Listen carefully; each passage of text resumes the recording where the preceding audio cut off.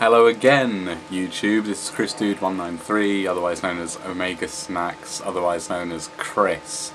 I said hello YouTube, but what I really mean to say is hello Facebook friends, because I think my friends on Facebook, who are also my friends in real life, are the only people who really have an interest in these videos, and for them I thank them. For that I thank them.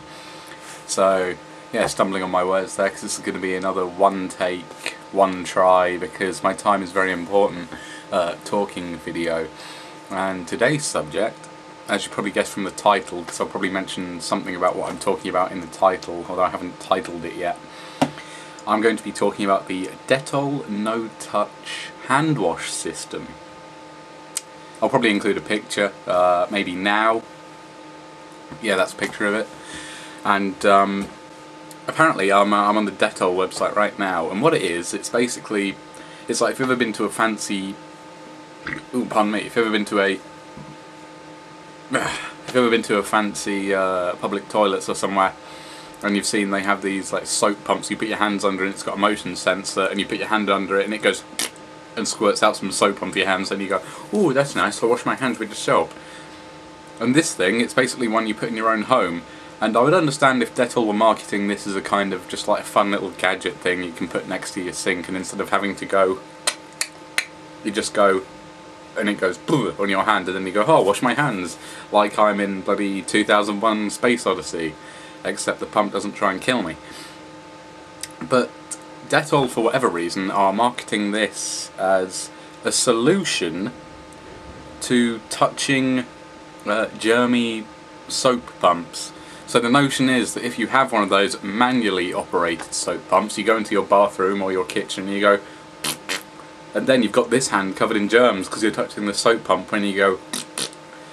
So there's this logic that if you don't touch it you won't pick up any of the germs, but you've got to keep in mind when you touch one of these soap pumps and you put the soap on that hand, but you've touched it with this one, this hand is really dirty now, it's covered in all the soap pump germs.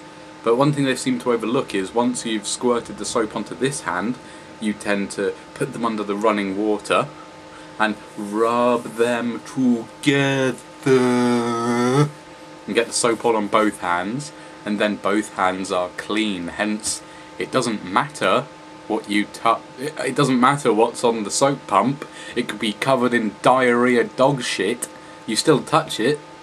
I mean, you wouldn't want to touch it, but if you had no choice, you touch it, then you wash your hand, and the dog shit's gone, along with any other harmful dog shit germs.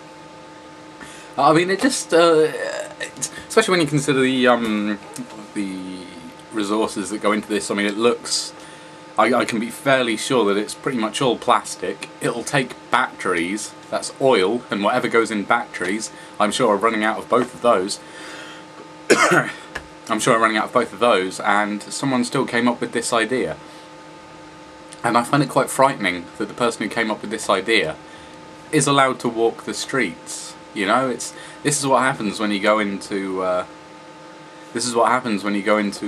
lunatic asylum to do product research. You know, did they just pay attention to the one guy who was sitting in the corner rocking back and forth going, oh, when you wash your hands you touch the dirty soap pump, you touch the dirty soap pump, and then your hands are dirty. That's quite offensive to people who are a bit fucked in the head. But, yeah, why would you pay attention to that guy? You just say, fuck off, go away. Well, you don't tell him to go away, that's nasty, but you go, okay, Jeremy, we'll get you a nice cup of tea, and you can tell us all about what happened to you on the Mars base when the cows invaded, and they were holding sturgeons like guns and throwing them at you. I'm drinking milk today. I've already had some coffee. I thought I'd have some milk, because I quite like milk. Although I painted the person who came up with this idea as some kind of gibbering lunatic in the booby hatch. That's an American phrase for mental asylum, I believe. The booby hatch, the madhouse, etc. It probably wasn't a crazy person. It was probably some marketing executive type dickhead who has now either gotten loads of money from this idea, or probably a couple of promotions, and they're moving up they're going up in the world. and they're still allowed to walk the streets and breed after they've come up with this idea, which will basically prey on stupid young mums going, well, I don't let my 5-year-old son Kai touch anything dirty, because I called him Kai. It has some spiritual or foreign meaning. I don't know what it is, but it doesn't stop me from enjoying it. So yeah, someone came up with this Dettol No Touch hand wash system. I'm mincing my words today. I think I'm off form. I think the last video I did was, I don't know, the 12th or the 14th or sometime around there, and now it's the 31st, I think. Although I can do a follow-up to my other video, because now BBC 2 has been officially turned off, and it seems that no one's really missing it, or at least I'm not, so fuck it. Yes. Can't think of anything else to say. If I think of anything else, I'll do a quick jump cut to when I come up with another subject. Don't think that's going to happen.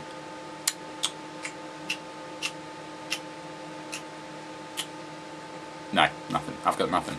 I might do a video at some point talking about Rebecca Black, but then again, it's... Oh, fuck it, I'll talk a bit about her now. I don't dislike her as much as I thought I would. I watched that interview with her, and she's not claiming to be like some Jesus Christ music superstar like, you know, Kanye West or some dickhead like that. Go, oh, I'm a contributor to music. No, you're not. You're a fucking... You sample music. You're a DJ. You steal other people's music and then you rap on it. I don't know if that's what he does. That's what a lot of musicians these days seem to do.